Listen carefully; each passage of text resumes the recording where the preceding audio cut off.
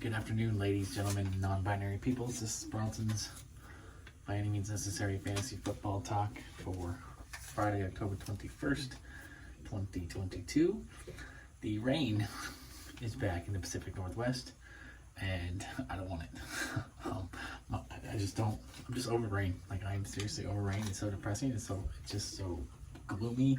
It's just nasty. And my car doesn't do so hot in the rain. I need to get my alignment. I'm pretty sure the necessity of getting an alignment on my car is the reason it really doesn't do so hot in the rain. And alignment is on the agenda within the next month or so. I did get a quote already. It's only $142, which is way cheaper than my brakes were. Hold on one second. So I'm gonna do that soon, probably early next month. Just because I got other financial needs currently. I'm still playing catch up. EPS is still not paying me right. I don't understand why my checks are so small. Smaller than normal, which I work this pretty much roughly the same amount of hours every week. So I should be getting more money than what is getting on my check. So I don't know what's going on there. It's very aggravating. I went and watched, I just got back actually from watching, I don't know if you guys have heard of this movie, Terrifier 2. I never heard of Terrifier 1. Apparently it's a really low budget horror movie, but the second one, still low budget. It's not as low budget, bigger budget, but it's still considered a low budget movie, and it is fantastic. It's really good. Like, I don't even like horror movies. This one, man, the hype is real with this movie. I wouldn't call it a horror. I would call it a gorer. Very disgusting, but very good. Like, and the main character, the chick, is gorgeous. So that helps. That's a selling point for the movie too. But yeah, just a freaking wild movie. That was a wild ride. It was like 2 hours of intense killing. I think I read that the budget was like $100,000 or something like that. It's great for the low budget. It's better than a lot of horror movies with big budgets. So I definitely recommend it. It's definitely the best horror movie I've seen in a long time. Way better than Halloween Ends. Halloween Ends had a big budget. So yeah, I recommend it. You're gonna have to go to an AMC to see it. I had to go pay $30 to see it, which I'm not complaining actually. It was worth it. I enjoyed it a lot. So I enjoyed the whole AMC experience. AMC, honestly, is a lot better than Regal. The popcorn was better, even though it was a smaller portion. But AMC has I don't know if you guys have probably been to an AMC. I have not been to an AMC in a long time.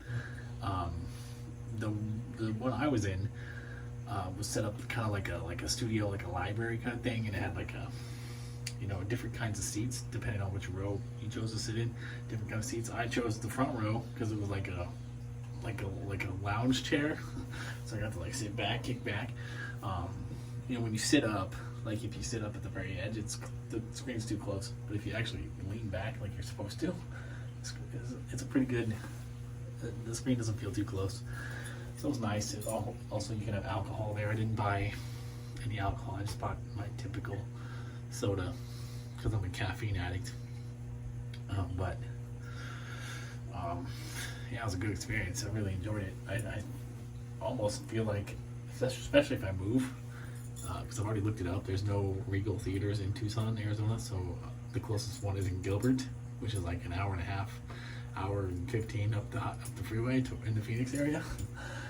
I'm gonna have to cancel my Regal Unlimited, and I think AMC has their own version. I don't know if it's unlimited though. I think that they have a version where you pay a monthly subscription and you get to see so many movies.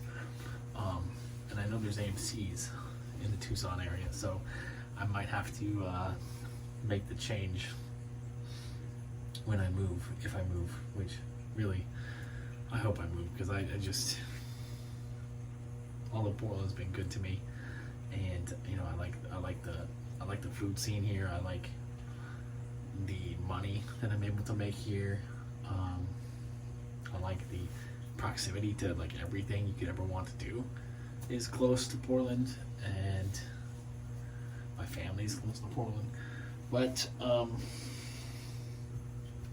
my popcorn down my hoodie. I'm just ready for, I need the change, the mental change. I've already got friends there in Arizona. I've already, it's just, I want to be somewhere where the rain is not so gloomy, and when it does rain, like, people enjoy it. Like, people go outside in it, and it's like, I don't know. I just want something different. I'm ready for something different. Especially with UPS and the way, things are kind of trending down there at the Portland Air Hub. So I'd like to figure out how to transfer. But if I have to, I will quit and start over. I'm only 2 years in. It's not like I have a whole lot of seniority. I'm gonna have enough seniority in my hub, but in the grand scheme of the company, I don't have a whole lot. What else was I gonna talk about?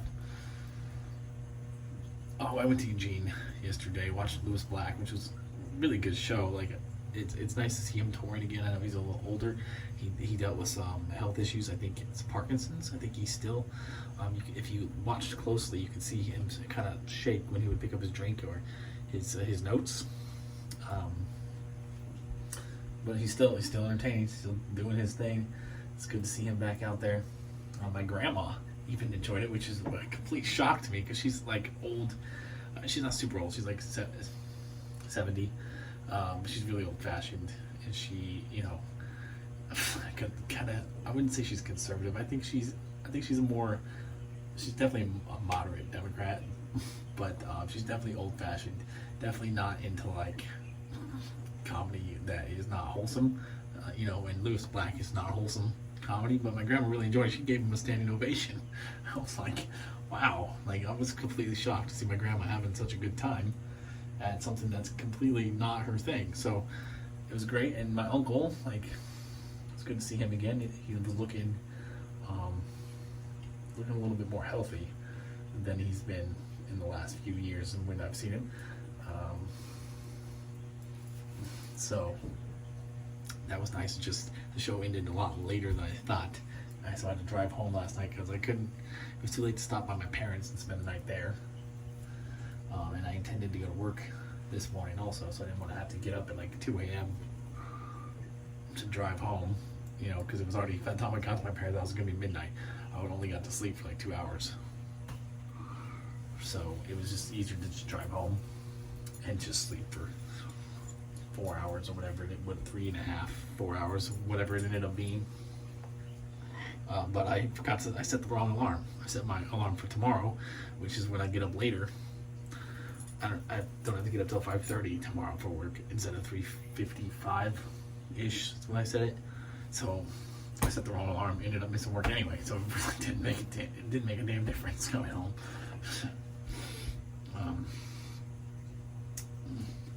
I'll be there tomorrow.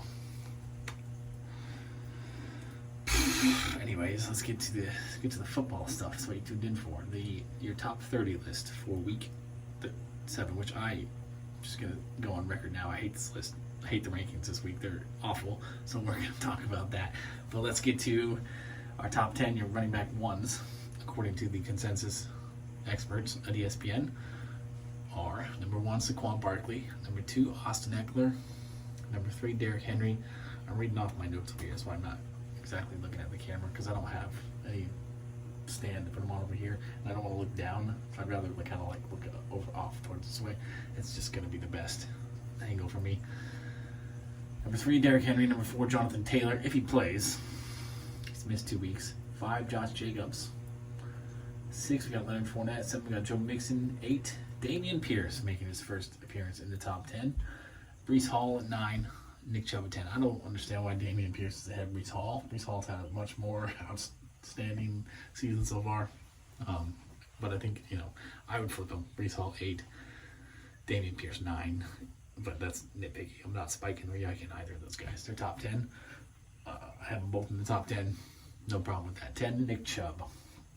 Your running back 2s, excuse me, for week 7. At 11, we got Kenneth Walker. 12, we got DeAndre Swift, who should be good to go for this game. 13, we got Ramondre Stevenson. 14, we got Aaron Jones. 15, Ezekiel Elliott. He's kind of trending back up. He's had a couple of good games. 16, Christian McCaffrey. Okay, we're going to talk about that. 17, Najee Harris. 18, David Montgomery. 19, Raheem Mostert. 20, Jeff Wilson. So, currently, according to the rankings, we have 2 San Francisco 49ers running backs in the top 20, both in the lower end of the running back 2 tier. Stay tuned for that. 21, so your running back 3s. At 21, you got Clyde Edwards-Helaire. 22, Tony Pollard. Should be a good game for Tony Pollard because of his involvement in the passing game and Dak Prescott being back. 23, we've got Travis Etienne. 24, Damian Harris, who I thought was going to be out for a while, but it sounds like he could possibly play in this game. So he's currently at 24.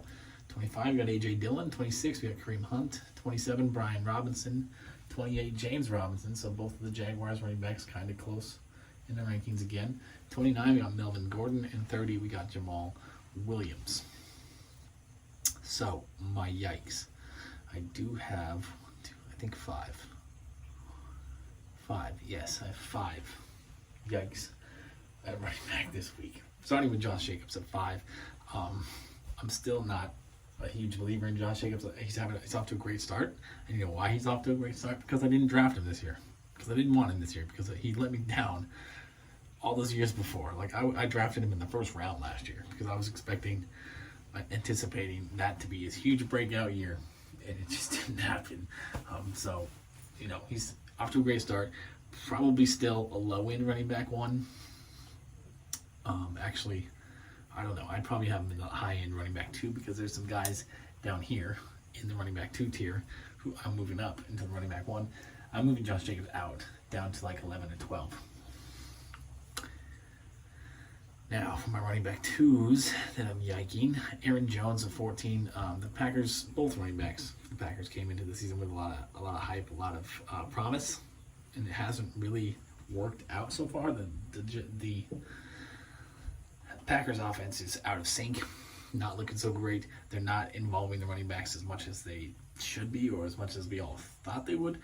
So it's hard to have Aaron Jones that high in the running back 2 tier, especially with A.J. Dillon still being around. I've got Aaron Jones a little bit lower than 14. He's probably at the bottom end with the running back 2s for me. So I yiked him. And then Jeff Wilson at 20. Breaking news, Christian McCaffrey's in San Francisco now. Jeff Wilson is going to be a backup unless Christian McCaffrey gets hurt. There's no way Jeff Wilson's taking any work from Christian McCaffrey. So Jeff Wilson, completely off the radar. He's not even in the top 30 this week. I don't understand why he's still here at 20. Maybe they haven't updated it since the trade. It did happen this morning, but I'm updating it, and Jeff Wilson is not playable. My next yike.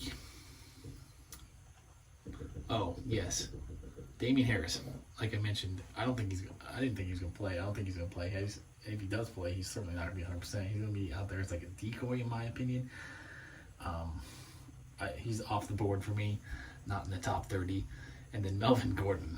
Boy, has he looked awful since Javonte Williams got hurt.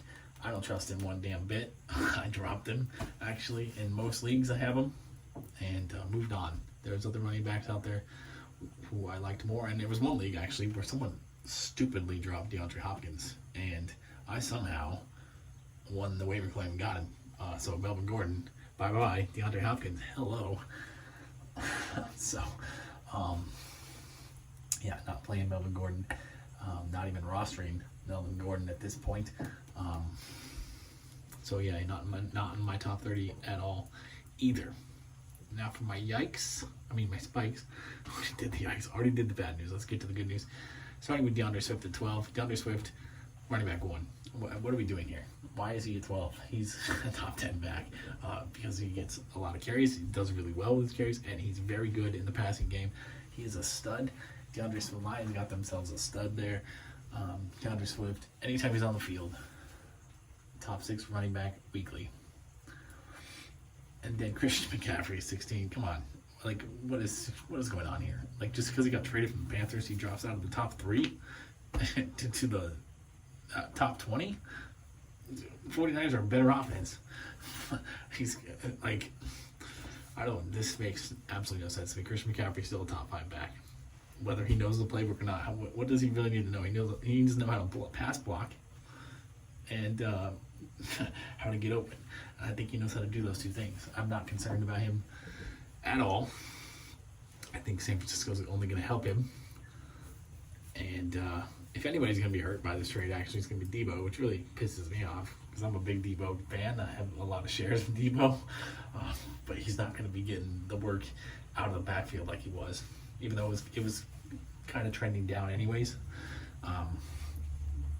The carries are going to be non-existent. So Debo Samuel's just going to be your regular run-of-the-mill wide receiver 1 now. And that is not what I drafted him to be. But as long as he still produces, still gets some catches, I won't complain too much. But yeah, Christian McCaffrey at 16, it's laughable. DeAndre Swift at 12, laughable. Christian McCaffrey at 16, laughable. Oh, wait, I forgot to mention, I did have, David Montgomery was my other yike. He's down at 18 for the week, which isn't terrible. I think he's probably going to get enough work to still be on the running back 2 line. I just have a hunch that this is going to be a bigger Khalil Herbert week than, because they seem to be flip-flopping regularly. I think this is going to be a Khalil Herbert week more than David Montgomery week. So David Montgomery's more of a flex play for me. High-end flex play, but still a flex play nonetheless. My other spikes, Brian Robinson at 27. I think he's a running back 2 moving forward, especially against the Packers. If the Commanders, especially with Carson Wentz out, I think the Commanders are going to rely more on the running game. So Brian Robinson and Antonio Gibson can both possibly be useful for you this week. J.D. McKissic going to be useful. All the Commanders running backs trending up, but most especially Brian Robinson, because he's only, as he gets more acclimated to the NFL, as he gets more comfortable, as he gets more healthy, he's only going to get better. Like, this kid, the Commanders clearly got themselves a steal in the 3rd round of the draft at the running back position this year, and then 3 guys outside the top 30 who could play their way into the top 30 in my opinion. We got Latavius Murray at 36. He seems to be the guy, the more trustworthy back in the Denver backfield right now, so he should probably be in the top 30 instead of Melvin Gordon. And then Dante Foreman is the new running back 1 for the Carolina Panthers, so him being at 40 is a little bit disrespectful. I think he's probably more of a low-end flex. Well, yeah, I guess. Yeah, because I'm moving Damian Harris out and I'm moving Melvin Gordon out. So that frees up 2 spots in the top 30. Latavius Murray is moving in. I'll move Dante Foreman in the top 30. I'll put him at like 30, very bottom of the list, because, Chuba Hubbard is still around. He could be the guy. There's some debate whether it's going to be Chuba Hubbard or Dante Foreman. Most analysts believe it's going to be Dante Foreman. So I'm going to lean towards Dante Foreman just because if the Panthers really had any faith in Chuba Hubbard, they wouldn't have acquired Dante Foreman this offseason. They saw some of Chuba Hubbard last year when Christian McCaffrey got hurt. Didn't like what they saw, went out and got an upgrade. So Dante Foreman is the guy until further notice. Dante Foreman moving into the top 30 just because of the fact that he's now the running back 1 on his depth chart. And then I think that says 42. Khalil Herbert, like I mentioned, I think this is going to be more of a Khalil Herbert week than David Montgomery week. I'm not putting Khalil Herbert in my top 30 because can't trust him. But if you're in a deeper league or you have some desperate times at running back, Khalil Herbert could be a good play. Let's say you have the running backs you're looking at this week. Khalil Herbert, Jeff Wilson, Damien Harris, and